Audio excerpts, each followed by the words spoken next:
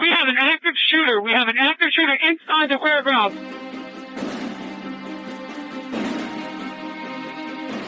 Welcome to Active Shooter, a podcast that covers the whys, the hows, and the aftermath of active shooter and mass casualty events.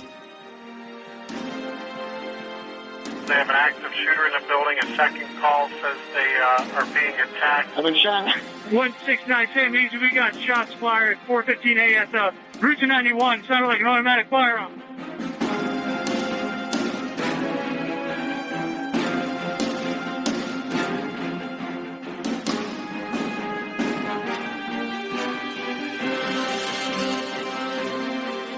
Active shooter, reports of an active shooter, mass casualty incidents. Thank you for listening. You are listening to Active Shooter, a podcast that may contain adult themes, explicit language, and graphic depictions of violence. Portions of this show may be traumatic for those under 18. Listener discretion is advised. There were just a few minutes left in class. A man dressed in black and carrying 2 handguns and a shotgun walked in to the auditorium and opened fire on the students, on the underclassmen. Witnesses say he did not say a word. He just started shooting. About 150 students, mainly freshmen and sophomores, were in the geology class when the gunman walked on stage, standing about 40 feet from the grad student instructor. Then he aimed at the center of the auditorium, shooting at the students. It was Valentine's Day, February 14th, 2008, just after 3 p.m. at the Northern Illinois University Lecture Hall, known as Cole Hall, located in Dekalb, Illinois. About 120 students were sitting in a class called Geology 104, Introduction to Ocean Sciences, which was being taught by a graduate student. There were many aspiring teachers in the class as well as a plethora of other students who were studying different majors.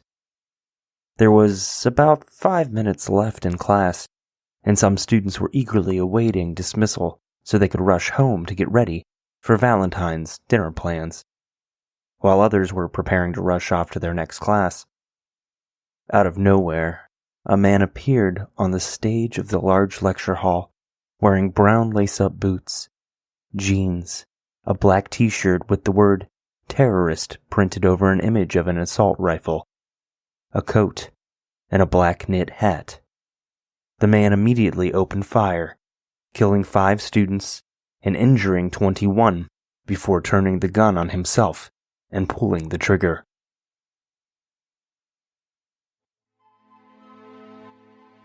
Active Shooter the podcast is a High Five Holly production, and I'm your host, JT. If you've listened to our prior episodes, you know that the Active Shooter podcast team has taken the No Notoriety pledge, and we will not be sharing the real name of the shooters that we cover. We will be giving the shooters a pseudonym and refer to them by that name throughout the episode. This will help in clearing up any confusion in the story, while remaining true to our pledge and not naming the shooter by their actual name. In today's episode, we will refer to the shooter as Adam.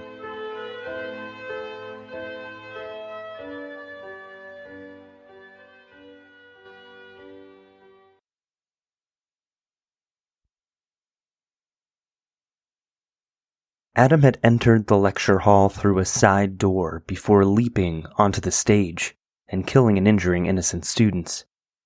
He started firing from the stage and then proceeded to walk up and down the aisles of the lecture hall, pulling the trigger. The professor and the students in the front row were unfortunately his first victims. Some students reported that they originally thought this was some evil prank. It didn't take them long to realize, though, that this was not a prank, and the class was under attack. Witnesses later said that Adam walked up and down the aisles of the hall, calmly and unemotionally, not fazed at all that he was taking the lives of innocent people. It was chaos as people were running, screaming, and falling over one another. gunshots and you're like army crawling up. I just kept thinking of it over and over and over. I'm gonna die. I still can't even grasp it. Like, it comes in waves. Adam started with a sawed-off shotgun and fired all 6 bullets that were loaded into the gun before the attack.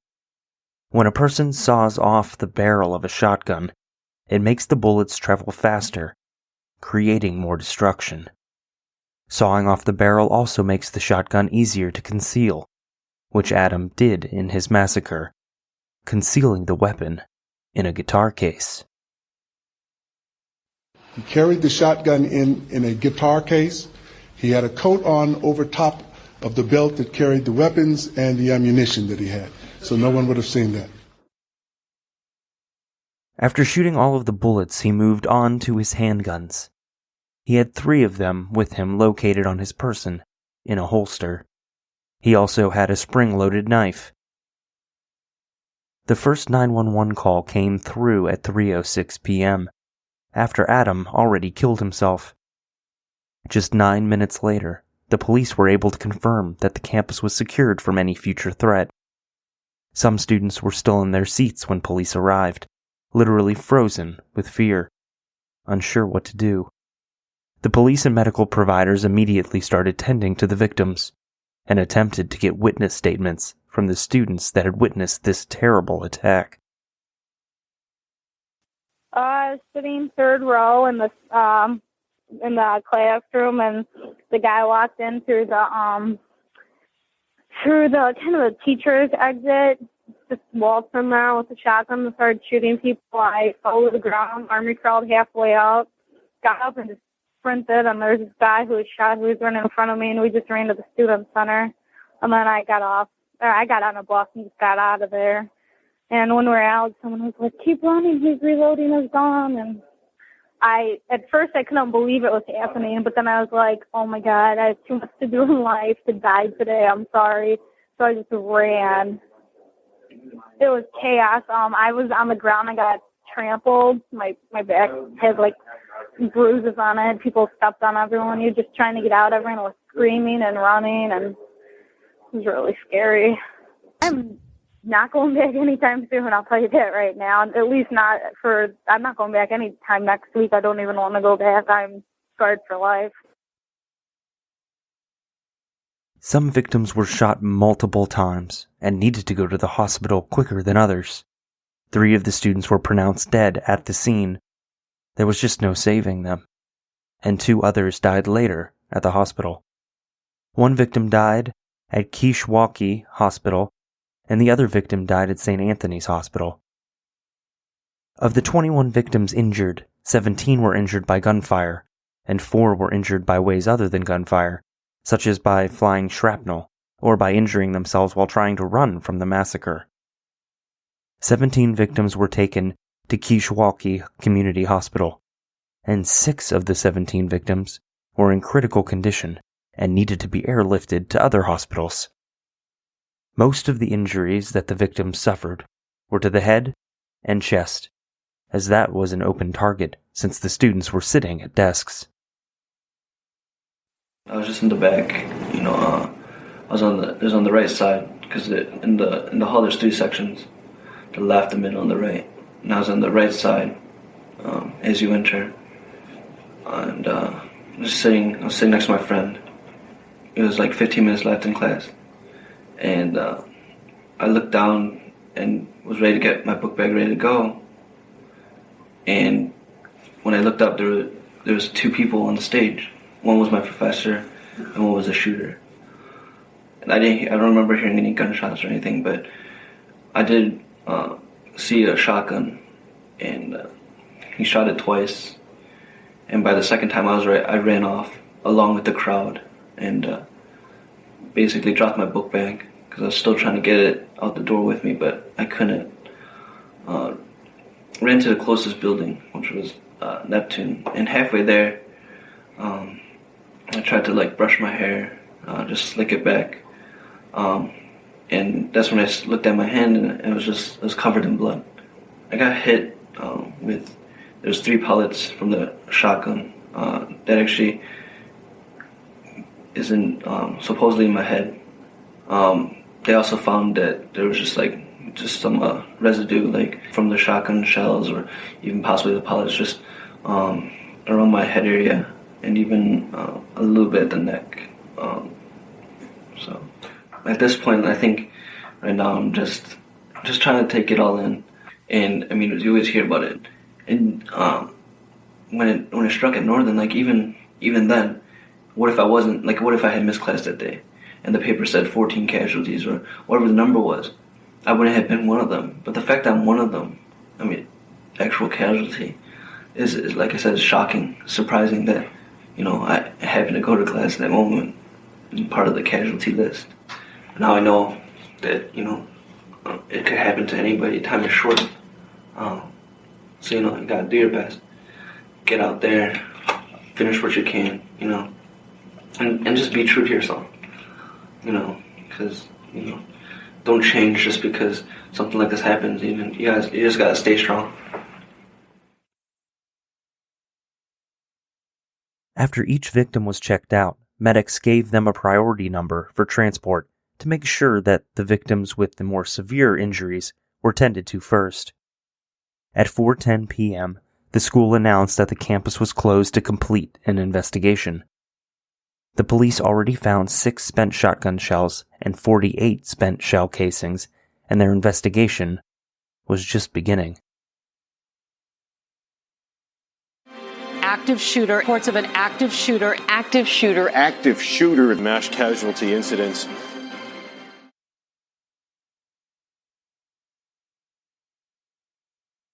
Active shooter. Reports of an active shooter. Active shooter mass casualty incidents. Adam took the lives of 5 innocent people that day, while injuring several more. Each victim that tragically lost their life was just following life's plan and had their entire future ahead of them until it was so selfishly taken away on that Valentine's Day afternoon. Gail Dabowski was 20 years old from Carroll Stream, Illinois. She loved anything and everything to do with the arts, including acting in school musicals. While in high school, she sang soprano for Glen Bard North High School Choir. She had a close relationship with her brother, and teachers commented that she was always making them smile. Gail also enjoyed doodling cartoon characters, something she not only enjoyed, but was very good at. She was part of the campus ministry, and that previous summer she worked as a counselor at a church camp. Others described Gail as being a very sweet and genuine person. She died while being airlifted to the hospital. Gail was a sophomore at Northern Illinois University. Juliana Giant was 32 years old from Meridian, Illinois. She went to Mendota Township High and then went on to join the Army. While in the Army, Juliana worked as a military carpenter and traveled the world, even building a school in Tonga, as well as other third world countries. After serving 12 years in the Army, Juliana decided that she wanted to pursue a degree in education. She really wanted to be a second-grade teacher. Everyone that met her fell in love with her. She was kind and mature and lit up every room that she entered. Juliana especially enjoyed watching Dancing with the Stars on TV with her mom. She enjoyed the competition show so much, she took a ballroom dancing class at the university. Catalina Garcia was 20 years old. Her friends and family referred to her simply as Katie. Katie was from Cicero, Illinois, and her parents were immigrants. They came to America to provide a better life for their 4 children, which Katie was the youngest of. While in high school, she was an honor student, ran track, was part of the yearbook staff, and a member of the modern dance team. She graduated from Morton East High School in 2006, and then enrolled at Northern Illinois University. Katie's older brother had gone to NIU and enjoyed it, so she thought she would follow in his footsteps. She enjoyed listening to music, dancing, and was described as being shy and very smart. Like Juliana, Katie too wanted to be a teacher. Most that knew Katie knew that her favorite color was pink. No one was surprised when she was buried in a pale pink coffin wearing a pink ball gown and a tiara. A student killed at Northern Illinois University last month wanted to be a teacher, so tonight a classroom was dedicated in her honor. Catalina Garcia graduated from Morton East High School in Cicero. She was one of 5 people who died in the Valentine's Day shooting. Today, the town honored the 20-year-old's memory by dedicating a room at the Cicero Community Center in her name.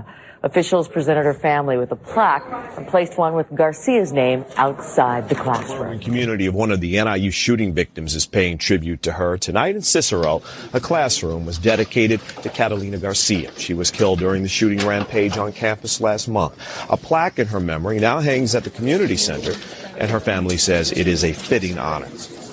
Kindergarten students, which is kindergarten, first grade, which is the grade that my sister wanted to teach. Years from now, we'll be able to come here and look at her picture and know who she was. And I believe that is a great step and a great honor for our family and for my sister. The plaque says, "Live, love, and laugh." The Garcia family says that captures Catalina's spirit. A special dedication and tribute to Catalina Garcia, the Cicero native killed during the shootings at NIU. Catalina was attending Northern Illinois University, studying to be a first-grade teacher when she was killed by a gunman. Tonight, the town of Cicero dedicated classroom number 1 in its new state-of-the-art community center to Catalina. It's definitely a great honor. My family, we're humble people. We kind of shine away from the light a little bit. And this is definitely a great honor for my sister, for my family. A scholarship fund in honor of Catalina Garcia has been set up, aimed at helping students interested in education. Ryan Mace was a 19-year-old psychology major at Northern Illinois University. Ryan was an only child, with no siblings, and worked hard to maintain all A's in her classes. In her spare time, she knitted baby blankets and baby jackets. Ryan grew up in Carpentersville, Illinois, and graduated from Dundee High School. While in high school, she was a member of the French Club, which would earn her a small scholarship to the university. Ryan's roommate would later comment on how she was always studying really hard, staying up late writing papers and reading textbooks. On the day of the shooting, Ryan updated her MySpace page, wishing everyone a happy Valentine's Day.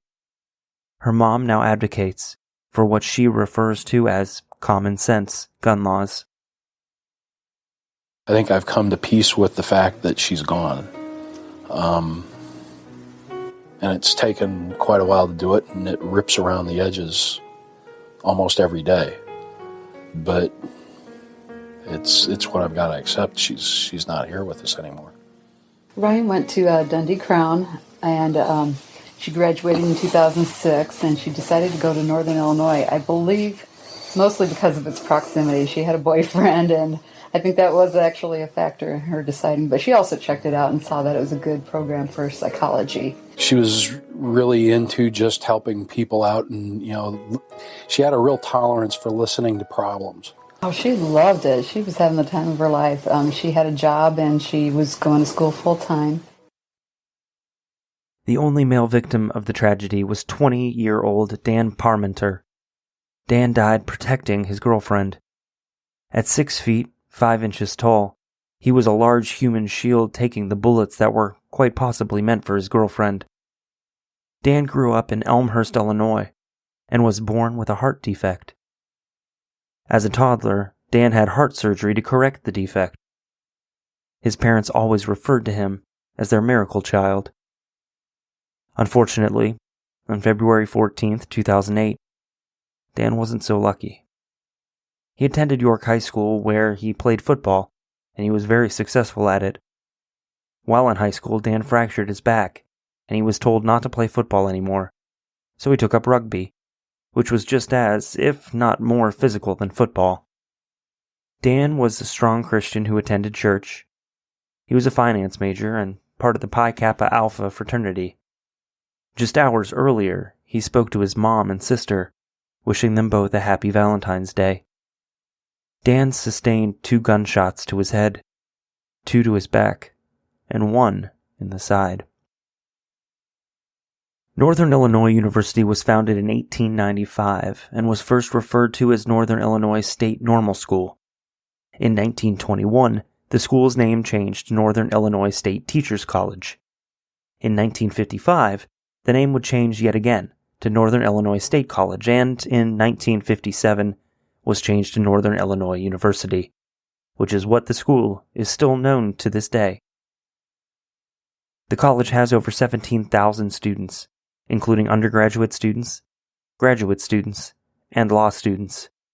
The school employs over 3,000 faculty and staff, and the campus itself covers 755 acres. Included in that 755 acres are 64 major buildings and additional off-campus sites. Northern Illinois University is the city of Dekalb's largest employer and is the third largest campus in the state of Illinois. The city of Dekalb is found about 55 miles west of downtown Chicago and has a population of over 42,000. When the school started, it was concentrated on educating teachers. Today, there are over 100 undergraduate programs. At one point in time, Northern Illinois University was ranked the 30th top college in the USA. Northern Illinois University. Grit. Determination. Tenacity. We are Huskies. Champions. In the classroom, in competition, in life. We are Northern Illinois University. Learning today. Leading tomorrow. In December of the previous year, police found threats written on a campus bathroom stall. There were racial slurs and references to the Virginia Tech shooting, but investigators later concluded that the shooting at Northern Illinois University and the threats on campus were not related. Active shooter, reports of an active shooter, mass casualty incidents.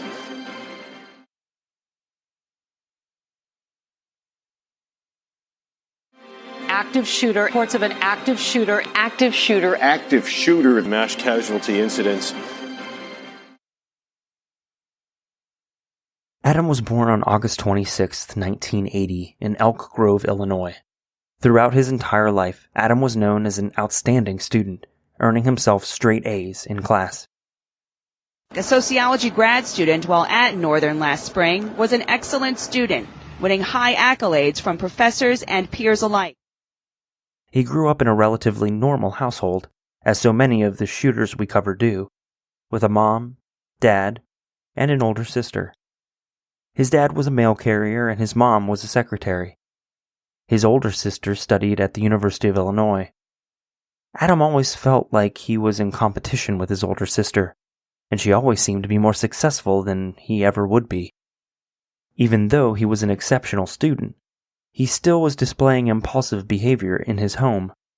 As a teenager, Adam was diagnosed with schizoaffective disorder and was treated for mental illness at the Elk Grove Village Thresholds, Mary Hill House Psychiatric Center, because, according to his family, he was being unruly at home.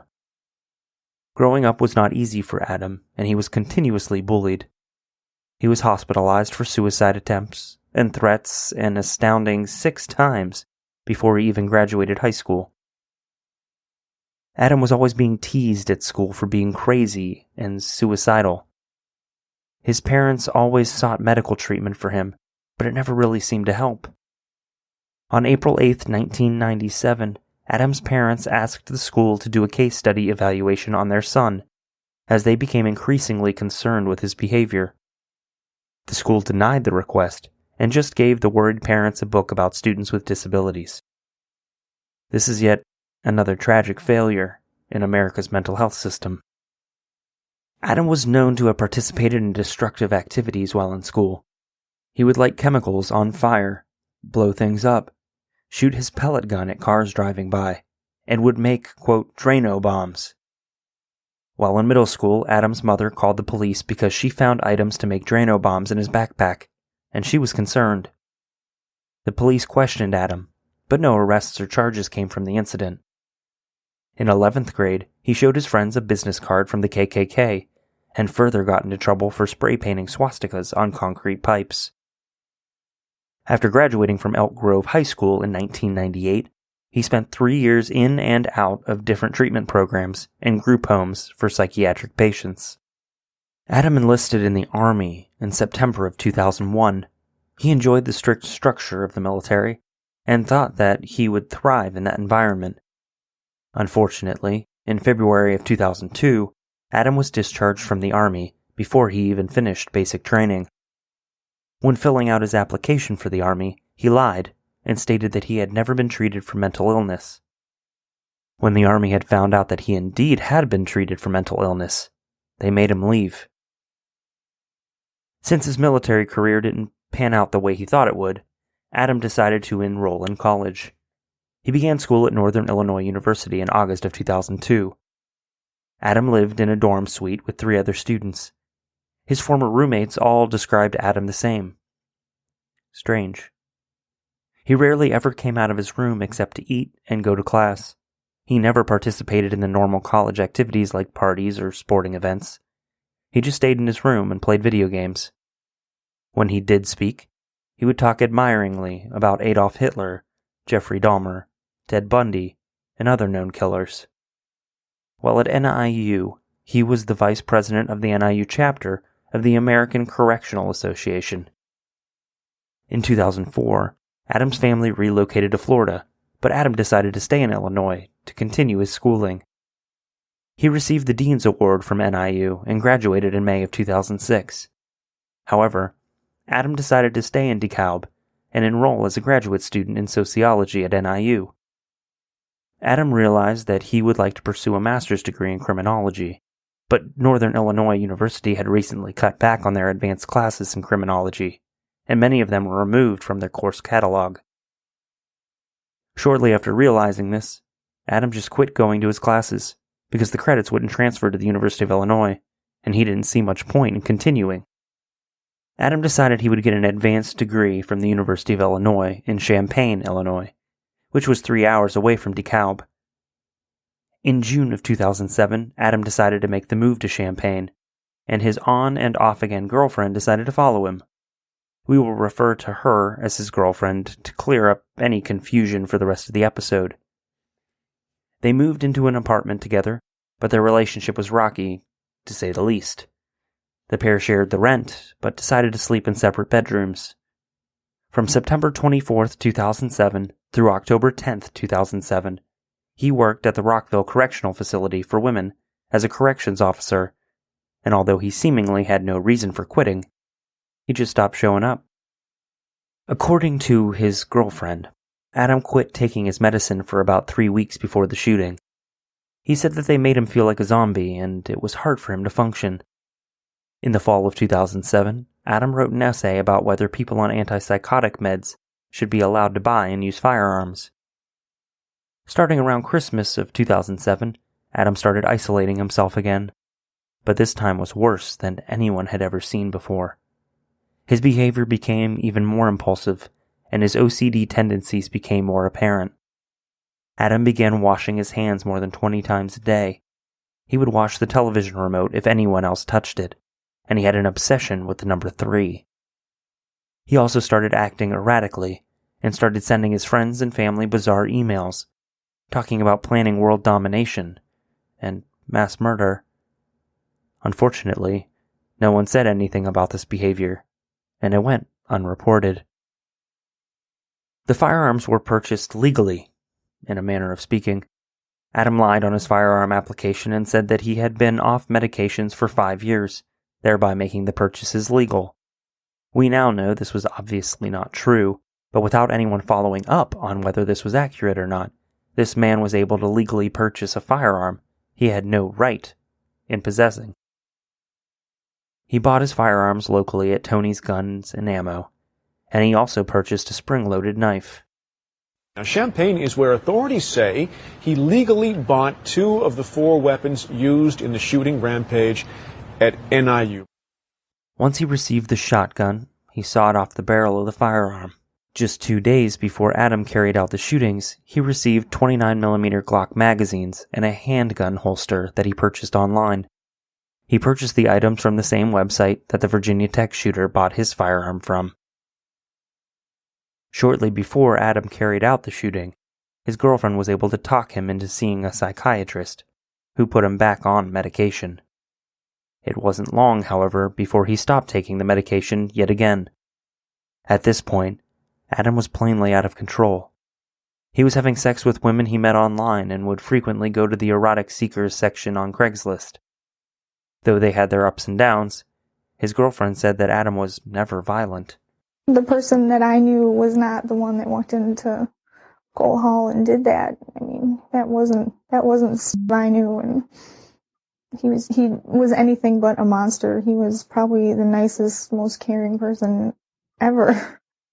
She admitted she knew about him having sex with strangers, but there was nothing that she could do or say because their relationship was so up and down and it wouldn't do any good.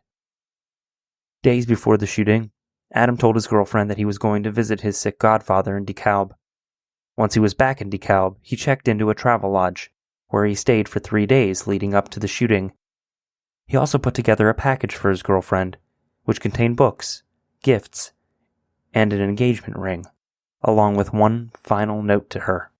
She received this package shortly after the shooting, after Adam was already dead. Tragically, Adam's mom died from ALS in September of 2006, although he wasn't particularly upset about his mom's death, and he hadn't been close to her in years. He thought that his mother hated him and that she was afraid of him, which she very well could have been. His father was still alive at the time of the shooting, living in Florida in a retirement community, where he was bombarded by the media who were trying to get a statement from him. His father came out onto his porch and through tears, begged the media to go away. Please, leave me alone. I have no statement to make and no comment. Okay? I appreciate that. Okay. This is a very hard time. I'm on diabetic, and I don't want to go into a relapse.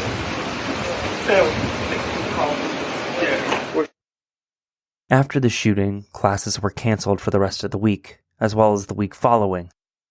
Dorms, however, remained open, and there were 7 grief counseling centers set up on campus, and grief counseling hotlines were established. The governor declared a state of emergency for the city, which opened up the governor's disaster fund, which was available to the victims of the shooting. The hospital where the victims were taken reserved their conference room just for victims' family members, so they could stay away from the media frenzy that continued to grow. Snacks and drinks were provided to all the families. On February 25, 2008, classes resumed. On May 8, 2008, Northern Illinois University announced that Cole Hall would be completely remodeled, inside and out. Surveys were passed around beforehand asking students, faculty, and alumni if they would like to see the hall demolished and rebuilt or remodeled. The results were overwhelmingly for the hall to be rebuilt. On January 14, 2011, construction on Cole Hall had officially started, and on January 17, 2012, the new Cole Hall was reopened. The students whose lives were tragically taken will always remain in the hearts of the NIU students and staff.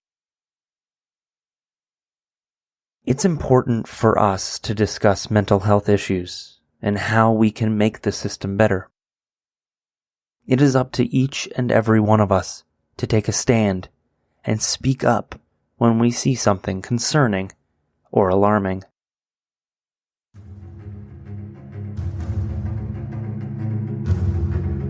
Thank you for listening to today's episode of Active Shooter, the podcast. Remember, if you see something, say something. There's no telling how many lives you may be saving.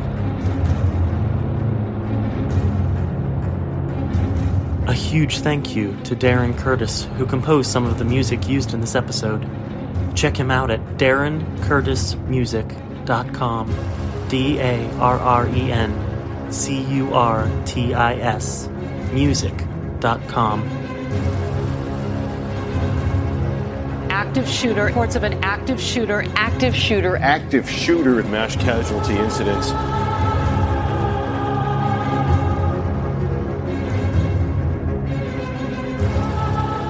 Make sure to check us out on social media. We have a discussion group on Facebook. Just search for Active Shooter, the podcast discussion group.